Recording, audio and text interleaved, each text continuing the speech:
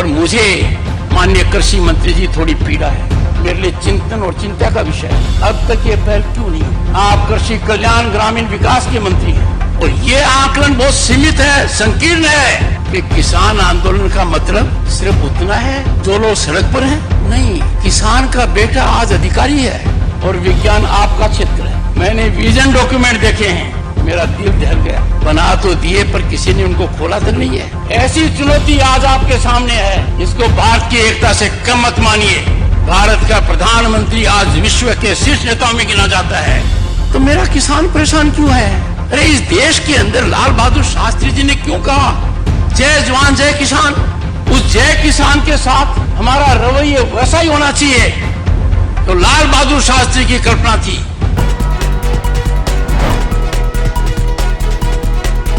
दोस्तों नमस्कार, मैं संजय मक्कू और मौजूद है देश रोजाना के डिजिटल मीडिया मंच पर। किसान एक बार फिर दिल्ली आने को आतुर है। किसान एक बार फिर दिल्ली आना चाहता है, चाहे वो नोएडा का किसान है, चाहे वो पंजाब का किसान है, चाहे वो हरियाणा का किसान है। अपनी मांगों को लेकर के किसान दिल्ली की तरफ बढ़ने के लिए व्याकुल है। उनको अगर इंतज़ार है तो परमिशन का, इजाज़त का, कि इजाज़त मिले तो वो दिल्ली कूच करें। हालांकि 9 तारीख जिस दिन प्रधानमंत्री नरेंद्र मोदी पानीपत आएंगे, उस दिन के लिए किसानों का विचार है, लेकिन संभव मुश्किल होगा क्योंकि उस दिन प्रधानमंत्री होंगे पानीपत में। किसान चाहता है कि उनकी बात सुनी जाए, लेकिन लगता है शायद किसानों की बात अब सत्ता के गलियारे तक पहुंचनी शुरू हो गई है। लगता है कि किसान की आवाज अब दिल्ली दरबार में अपनी दस्तक दे रही है। और उसका एक उदाहरण यह है कि कल देश के उपराष्ट्रपति जगदीप धनखड़ ने देश के कृषि मंत्री से पूछा। देश के कृषि मंत्री हैं शिवराज सिंह चौहान। एक कार्यक्रम में मौजूद थे उपराष्ट्रपति महोदय और कह रहे थे कि संवैधानिक व्यवस्था में देश के अंदर दूसरे नंबर पर पद पर बैठा हुआ व्यक्ति आपसे पूछ रहा है कि आखिर किसानों से कोई वायदा किया था तो निभाया क्यों नहीं। पहले आप सुनिए क्या कह रहे थे उपराष्ट्रपति महोदय। पर मुझे माननीय कृषि मंत्री जी थोड़ी पीड़ा है, मेरे लिए चिंतन और चिंता का विषय है। अब तक ये पहल क्यों नहीं हुई? आप कृषि कल्याण ग्रामीण विकास के मंत्री हैं। मुझे याद आती है सरदार पटेल की, उनका जो उत्तरदायित्व था देश में एकता करने का, कैसे उन्होंने बेखूबी किया। ऐसी चुनौती आज आपके सामने है, इसको भारत की एकता से कम मत मानिए। और यह आकलन बहुत सीमित है, संकीर्ण है कि किसान आंदोलन का मतलब सिर्फ उतना है जो लोग सड़क पर हैं। नहीं, किसान का बेटा आज अधिकारी है, किसान का बेटा सरकारी कर्मचारी है। अरे इस देश के अंदर लाल बहादुर शास्त्री जी ने क्यों कहा जय जवान जय किसान? उस जय किसान के साथ हमारा रवैया वैसा ही होना चाहिए तो लाल बहादुर शास्त्री की कल्पना थी। और उसके अंदर क्या जोड़ा गया? माननीय अटल बिहारी वाजपेयी ने जय जवान जय किसान जय अनुसंधान, और वर्तमान प्रधानमंत्री जी ने दूरदर्शिता दिखाते हुए इसको पराकाष्ठा पर ले गए।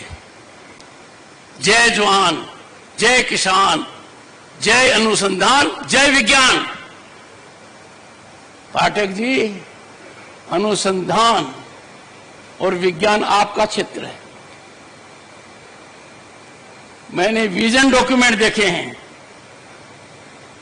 मेरा दिल दहल गया। बना तो दिए पर किसी ने उनको खोला तक नहीं है। मैंने पढ़े हैं 2030 का, 2020 का, 30 का और 50 तक का बना दिया आपने। यह समय कष्टदायक है मेरे लिए, क्योंकि मैं राष्ट्र धर्म से ओतप्रोत हूं। पहली बार मैंने भारत को बदलते हुए देखा है। पहली बार मैं महसूस कर रहा हूं कि विकसित भारत हमारा सपना नहीं, लक्ष्य है। दुनिया में भारत कभी इतनी बुलंदी पर नहीं था। दुनिया में हमारी साख पहले कभी इतनी नहीं थी। भारत का प्रधानमंत्री आज विश्व के शीर्ष नेताओं में गिना जाता है। जब ऐसा को हो रहा है तो मेरा किसान परेशान क्यों है, क्यों पीड़ित है? Why the farmer is stressed? ये बहुत गहराई का मुद्दा है।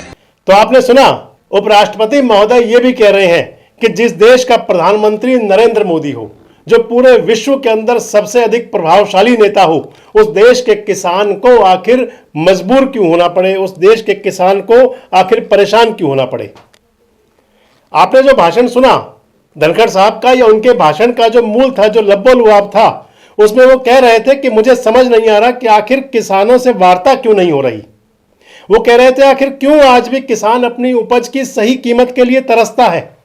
उपराष्ट्रपति महोदय कह रहे थे कि आखिर क्यों किसान आंदोलन का आकलन सीमित रूप से किया जाता है। ये बड़ी गलतफहमी है ये उपराष्ट्रपति जी भी कह रहे थे। वो कह रहे थे कि हम यह विचारधारा नहीं रख सकते कि किसान अपने आप थक जाएगा। आपका ध्यान आकर्षित करूंगा कि पिछले किसान आंदोलन में यही विचारधारा थी। उपराष्ट्रपति महोदय कह रहे हैं कि जब कोई सरकार वायदा करती है तो वह वायदा किसान से जुड़ा हुआ होता है और उसे निभाने में कोई कसर नहीं छोड़नी चाहिए। हालांकि वायदे तो सभी पूरे होने चाहिए, लेकिन उपराष्ट्रपति जी खासकर किसान के लिए कह रहे थे, और कह रहे थे कि यदि कोई राष्ट्र किसान की सहनशीलता को परखने की कोशिश करता है तो उसे बहुत बड़ी कीमत चुकानी होती है। देश की कोई भी ताकत किसान की आवाज को दबा नहीं सकती, और आंदोलनरत किसान, तनावग्रस्त किसान, परेशान किसान देश की भलाई के लिए ठीक नहीं है, अच्छा संकेत नहीं है। ये उपराष्ट्रपति के भाषण का मूलांश था उनका तो इसे क्या समझें कि किसानों को उपराष्ट्रपति महोदय का साथ मिल गया। किसान की आवाज दिल्ली की गलियारे में, दिल्ली की सत्ता के गलियारे में अपनी गूंज अब पहुंचा रही है। आपको मैं ध्यान दिला दूं, और जो दर्शक हैं हमारे, आप सभी जानते ही हैं कि किसान आंदोलन जो पार्ट 1 और पार्ट 2 जो हो चुका है, अब ये चल रहा है किसान आंदोलन पार्ट 3 की रूपरेखा है। किसान आंदोलन पार्ट 1 के अंदर आपको ध्यान होगा कि 700 से ज़्यादा किसान अपनी जान गंवा गए थे। सरकार भले ही नहीं मानती, लेकिन किसान उनको शहीद मानते हैं, और किसी आंदोलन में अपनी जान देने वाले खासकर उस आंदोलन के लिए तो शहीद हुआ ही करते हैं। जिन किसानों की जान गई वो किसान आंदोलन के शहीद तो हैं कम से कम। इसके साथ दूसरी बात ये थी कि वो किसान आंदोलन दिल्ली की सड़कों पर और दिल्ली के तमाम बॉर्डर्स पर 1 साल तक चला। उस किसान आंदोलन के अंदर देश को शर्मसार भी होना पड़ा जब लाल किले पर कुछ लोग पहुंच गए, उनको किसी ने किसान की संज्ञा दी तो किसानों ने कहा कि ये छुपे हुए उपद्रवी तत्व थे। आज तक स्पष्ट नहीं हो पाया कौन थे, कुछ गिरफ्तारियां भी हुई थी उसमें। खैर, उसमें देश जरूर शर्मसार हुआ था। किसान आंदोलन पार्ट 2 ये हुआ कि जब लोकसभा चुनाव दस्तक दे चुका था, नजदीक था, नेताओं को चाहे वो पक्ष के हों चाहे विपक्ष के हों, किसी को परवाह थी नहीं। अब किसान आंदोलन पार्ट 3 की दस्तक है। डल्लेवाल किसान नेता आए थे और उनके साथ जो चला पिछले दिनों का जो घटनाक्रम है वो आपके सामने है। अभी 2 दिन पहले का घटनाक्रम था कि नोएडा के किसान दिल्ली आना चाह रहे थे, उनको रोका गया और अभी वो रुक गए फिलहाल तो एक बार। लेकिन इसी बीच कल ही उपराष्ट्रपति महोदय का ये भाषण था, और उस भाषण को लेकर के तमाम किंतु परंतु भी हो रहे हैं। उपराष्ट्रपति को लेकर के मैं देख रहा था, अभी केपी मलिक हैं, दैनिक भास्कर के वो पॉलिटिकल न्यूज़ एडिटर हैं शायद, और इसके साथ साथ बड़े सीनियर पत्रकार हैं। वो एक चैनल पर, डिजिटल चैनल पर उनकी डिबेट भी मैं सुन रहा था, और इसके साथ उनके जो उन्होंने शेयर किया उपराष्ट्रपति महोदय का भाषण अपने एक्स पर, सोशल मीडिया एक्स पर, वो भी देख रहा था और उस पर कमेंट्स भी चल रहे थे। केपी मलिक साहब कह रहे थे धनखड़ साहब के लिए, वैसे अगर आज आपसे कहें कि जो आज की जो परिस्थिति है, आज के जो हालात हैं, अगर किसानों को जोड़ा जाता है तो प्रमुख रूप से जोड़ा जाता है जाट समाज के साथ में। और आज के जो हालात हैं इस समय, अगर जाट समाज को ये कहा जाए कि वो नेतृत्व विहीन सा है लगभग। जाट आरक्षण का मुद्दा जो था, चाहे वो हरियाणा का, चाहे वो उत्तर प्रदेश का, चाहे वो राजस्थान का, अगर इसके अंदर सबसे प्रमुख लड़ाई लड़ने वाले कोई थे तो वो चौधरी अजीत सिंह थे। यूपी से, चौधरी चरण सिंह के बेटे। हालांकि वो दिवंगत हो चुके हैं, उनका देहावसान हो चुका, और उनके बेटे जयंत चौधरी आज मोदी सरकार में वजीर हैं। हरियाणा के अंदर भूपेंद्र सिंह हुड्डा जब मुख्यमंत्री थे तो उन्होंने अपने मुख्यमंत्रित्व काल के अंतिम समय में, अंतिम जो चरण हुआ करता है उसमें जाट आंदोलन, जाटों को आरक्षण देने की बात हरियाणा में कही, और जिसकी परिणति थी कि मनोहर पार्टवन की सरकार के अंदर बड़ा जाट आंदोलन हुआ। उसके अंदर सब कुछ साफ साफ नहीं था। और मैं आपको जो बता रहा था, वर्तमान के जो राजनीतिक हालात हैं इसके अंदर ये कहा जा रहा है कि जाट नेतृत्वहीन है, उनका कोई बड़ा नेतृत्व नहीं है, और जाट समाज देख रहा है कि किसको आगे अपना नुमाइंदा चुने, किसको अपना नेता बनाएं, और किसको आगे करके अपनी आगे की लड़ाई लड़ें, आगे का आंदोलन करें और आगे की अपनी जो रूपरेखाएं बनाएं। और इसी बीच में जो संवाद आया है, जो भाषण आया है उपराष्ट्रपति महोदय का, कुछ लोग तो इसको जोड़ रहे हैं सत्यपाल मलिक जी के साथ भी। आपको ध्यान होगा सत्यपाल मलिक जब राज्यपाल थे, राज्यपाल उनके रहते हुए किसान आंदोलन की सुगबुगाहट हुई थी और उनके संबोधन भाषण आए थे। उसके बाद में वो उनका राज्यपाल पद से इस्तीफा हुआ और बाद में आजकल वो कहीं किनारे हैं, पर्दे में हैं, और उनके कोई बात सुनने में कम ही सुनने को आती हैं, लेकिन वो कदम कदम पर सरकार का विरोध करते रहे। उपराष्ट्रपति महोदय जगदीप धनखड़ साहब का जो आज का भाषण, जो आप कल का आप सुन सकते हैं, आपको मैंने सुनवाया भी, इसको लेकर के भी तमाम सवाल हैं। आपको ध्यान होगा उपराष्ट्रपति महोदय की जो पॉलिटिकल भूमिका है, उनकी जो पॉलिटिकल, मैं अगर ये कहूँ कि जो उनका हाव भाव होते हैं उसको लेकर के तमाम, चाहे वो सोशल मीडिया है, चाहे वो प्रिंट मीडिया है, डिजिटल मीडिया है, और तमाम लोग एक्टिविस्ट उस पर अपनी टिप्पणी किया करते हैं। उपराष्ट्रपति महोदय के लिए कई प्रकार की बातें भी कही गई हैं राजनीतिक अंदाज में, राजनीतिक लिहाज में, जिनका मैं बहुत ज़्यादा तो यहाँ पर वर्णन नहीं करना चाहूँगा, लेकिन जो हमारे दर्शक हैं वो सब जानते हैं कि कौन सा अंदाज रहा करता है, किस अंदाज में लोगों ने उपराष्ट्रपति महोदय के बारे में बात की। और वो दौर भी ध्यान होगा जब उपराष्ट्रपति महोदय की मिमिक्री हुई थी और उसको लेकर के संसद में हंगामा हुआ था और उसको जोड़ा गया था जाट समाज के साथ में।